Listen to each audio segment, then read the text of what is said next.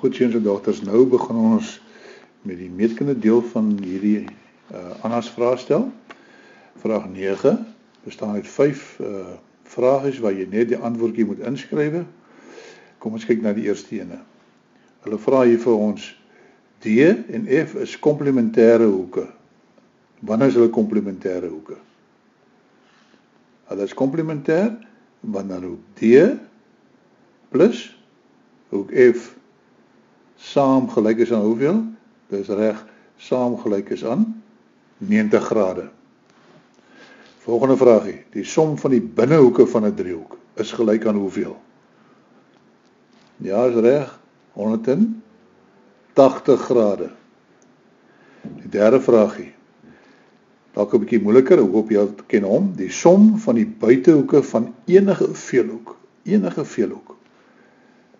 som van die buitehoeke van enige veelhoek is gelyk aan, ons antwoordjie hierso is 360 grade.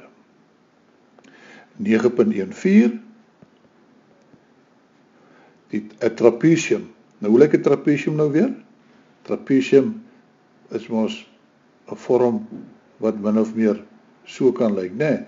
Met een paar teenoorstaande sye ewewydig. So ons antwoordjie hierso is ewewydige sye.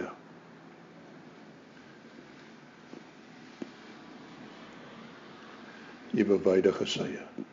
Goed. En die laaste vraagie, die lengte van die hoeklyne van 'n reghoek. Die lengte van die hoeklyne van 'n reghoek 9.1.5 is antwoord hierso is gelyk. Hulle is ewe lank. Die hoeklyne van 'n reghoek is gelyk. Hulle is ewe lank.